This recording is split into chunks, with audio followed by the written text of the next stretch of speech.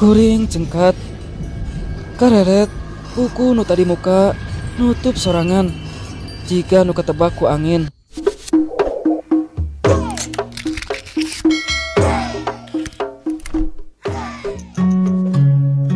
Assalamualaikum warahmatullahi wabarakatuh. Allahumma salli ala Sayyidina Muhammad wa ala ali Sayyidina Muhammad. Wilujeng tepang baraya Kang Has di mana wae ayana. Insyaallah dina ieu waktos Kang Has saja ngadugikeun hiji carios pondok basa Sunda anu kabagi 3 bagian. Yasana Teh Ade Lia kalayan judul Salambat Kertas. Yang akun kasepuhan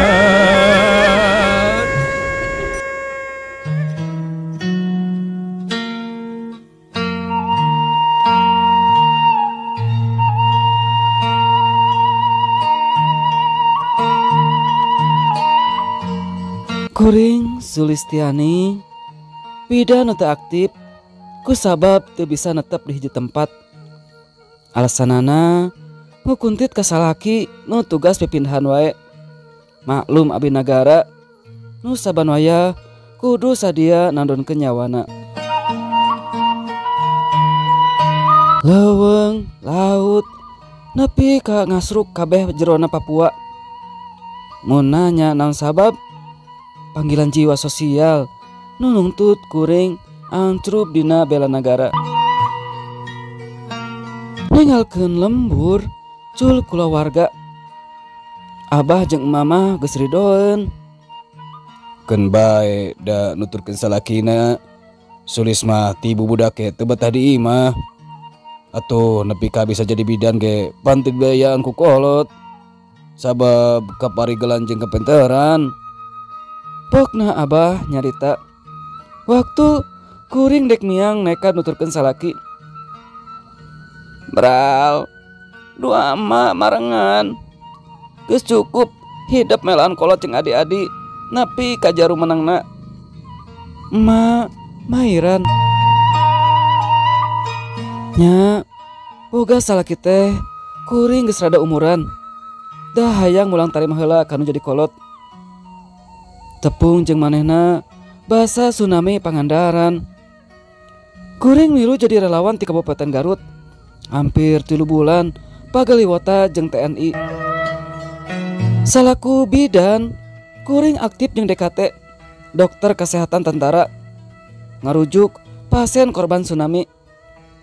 Katelah kuring dilandih ngaran Bidan Suligar. Singgetan tina Sulistiani asal Garut.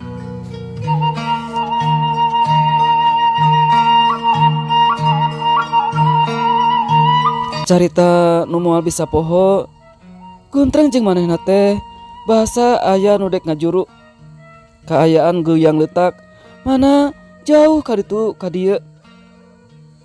Tapi syukur ka pangeran indungna jeung orokna salamet. Najan kudu aya nu sumengir alatan leungeunna digegel ku nu deuk ngajuru. Dok, mari saya obati. Kuring nyakel leungeun nu tatu bari neuteup pamunteunna nu sengar-sengir. Ini mah belum seberapa, Dok. Coba kalau kena peluru. Cekeng ngaledek. Ini enggak sakit. Yang sakit tuh ini. Manehna nunjuk dada. Dah, kenapa jadi ke situ? Tembal kuring. Iya, gara-gara lihat kamu balut prajurit cakep. Cenah, bari ngabalieur. Kuring ngahulang. Maksud dokter teh apa? Cemburu gitu? Kuring neuteuk pamunteunna. Shh. Manehna napalkeun curug kana bibirna. Kamu mau dampingi aku kemanapun? Pananya nu mata ngarencak bari atoh. Lantaran kuring ge geus naksir ti samemehna. Sebentar, maksud dokter teh dampingi gimana? Hate mah rada seseblakan. Dapat kaya. Jung nangtung laju ngaleos ninggalkeun kuring nu masih sareng ngarti.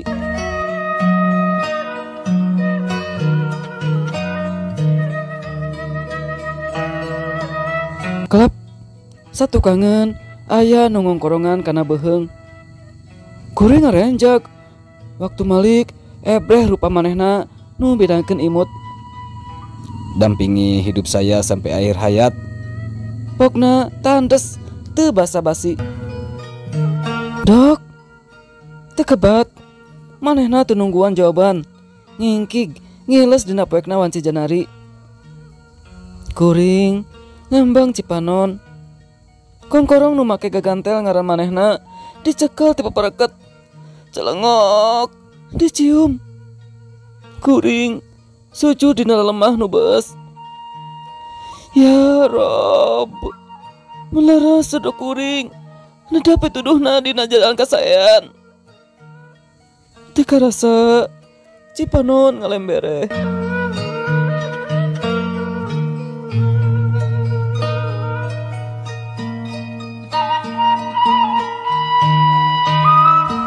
genep 12 tahun kalarung kuring aprak-aprakan jeung salaki nu dipika cinta.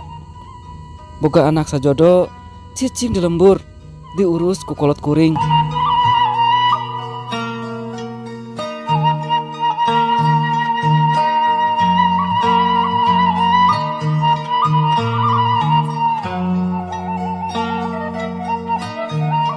Poe ayeuna karak nepi di Sumatera. Canyaho lebah mana lembur naon da nepi teh geus reup-reupan. Cenah mah ngarai Sianok Bukit Tinggi. Sayang, malam ini kita nginap di sini. Besok kita masih harus melanjutkan perjalanan. Cenah geus teu aneh. Da lain sakali dua kali kieu teh. Kuring jeung nulian tarurun muru imah nu tembong hieum. Selamat datang. Nu ngabagiakeun di lawang panto. Silakan masuk. Pokna deui tembong ajrih. Pano netep seukeut ka kuring. Bawa pikirna naha tentara aya awewean. Kuring manggut bari imut. Ini istri saya.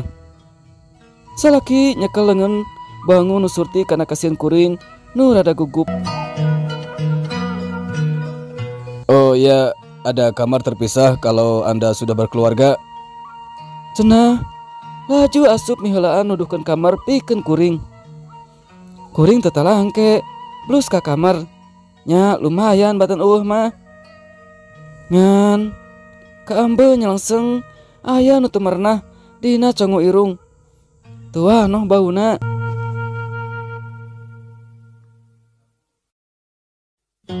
Bray, kamar dicaangan ku damar nu rada gede. Aya toilet di beh pojok. Buku-buku numpuk geus kalimput ku kebul. Panasaran, memeng ngadeng ngoloyong kana meja toilet. Panasaran nempoan buku. Lolobana buku carita. Tapi basana teu pati ngarti. Kuring ngagerendeng, sok deui disimpen. Gap kana buku tulis nu aya pulpenan. Diilikan can aya tulisan, ukur aya gurat jiga kakawet ku kuku. Tungtungna aya getih garing nu geus robah kelirna. Sayang, belum tidur? Nu ngajantang satu kangen napak punduk. Kuring ngarenjak, lain rewas ku ditepak, tapi eueuh kalangkang manehna dina toilet. Papa? Kuring malik, manehna imut. Kenapa? Walona jika nu hookeun halis kerung. Nalika kuring malik deui nempo enteng toilet, atra tembong aya kalangkang manehna. Ya sudah, tidur atuh, sudah malam. Pokna kalan-kalan saeutik sok nyelap basa Sunda. Kuring cengkat kareret buku nu tadi muka nutup sorangan jika nu ketebak ku angin.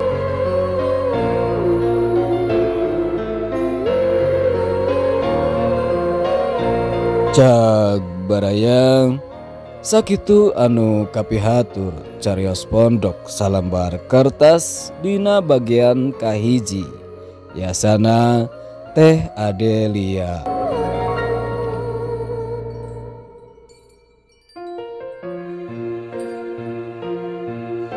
Aya keahengan nu kealamanku si toko nyaeta dina nalika lebet ka kamar aya bau anu anjeunna teu acan kuninga bau naon.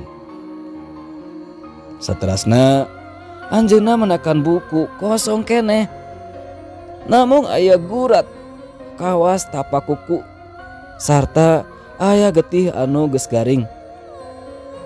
Salian teh eta si toko oge teu tiasa ninggal kana kalangkang carogena dina kaca toalet.